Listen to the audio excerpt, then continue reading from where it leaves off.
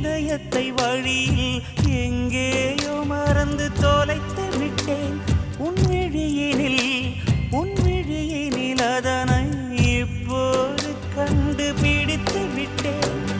இதுவரை எனக்கில்லை முகவரிகள், அதை நான் கண்டேன் உன் புன்னகையில்.